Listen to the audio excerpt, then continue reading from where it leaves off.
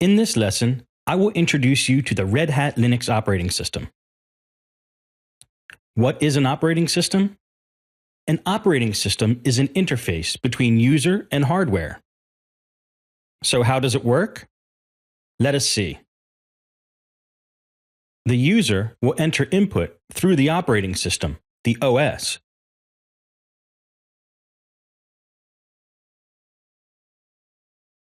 And the OS will process that request, and it will give it to the hardware. The hardware will process the request and give it back to the OS. From the OS, the user will get the output of the given input. In this way, an operating system will act between hardware and user. So an operating system is an interface between user and hardware.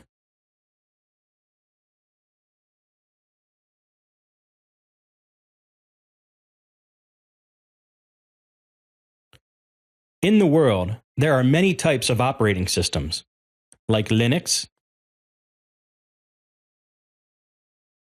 Windows, Mac OS, and Chrome OS.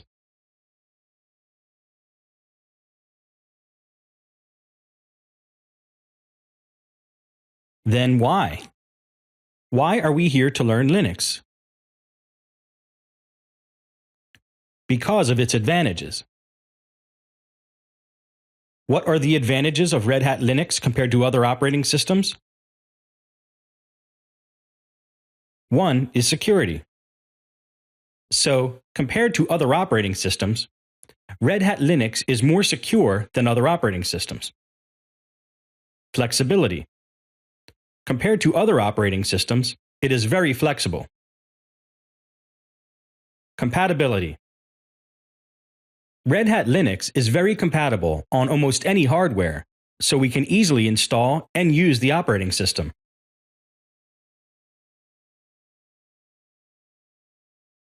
Cost.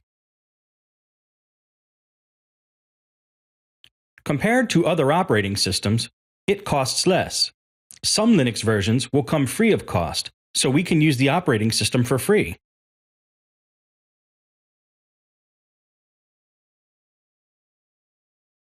So, compared to other operating systems, Red Hat has more freedom. We can use whatever hardware we have. So Red Hat Linux will install on any hardware, so we have plenty of freedom compared to other operating systems. So these are all the advantages of Red Hat Linux: security, flexibility, compatibility, cost, and freedom. So what is a kernel? The kernel is the core of the OS. It is the interface between the hardware and the shell. So what is meant by shell? Shell is a command line interpreter. It is an interface between the kernel and program or user. So how does the kernel and shell interact in the Red Hat Linux architecture?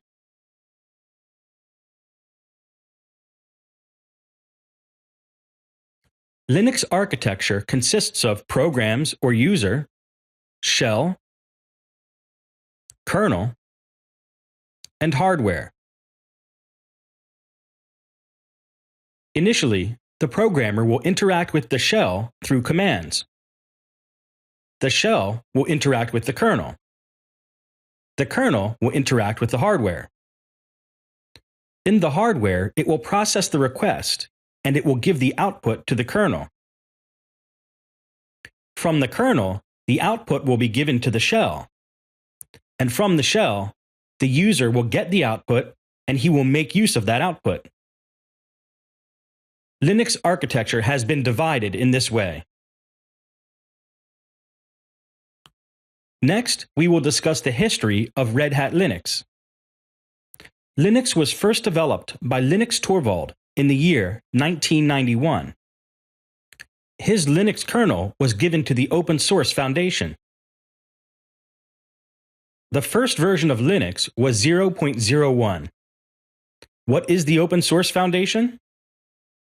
The Open Source Foundation was a nonprofit organization, and it was founded in the year 1998 under the U.S. National Cooperative Research Act of 1984 to create an open standard for an implementation of the Unix operating system. In February 1996, the Open Source Foundation merged with X-Open to become the Open Group. This open source foundation consists of free operating systems and software under the GPL. GPL stands for General Public License. The General Public License is the most widely used free software license, which guarantees end users, like individuals, organizations, and companies, the freedom to use, study, share, and modify the software.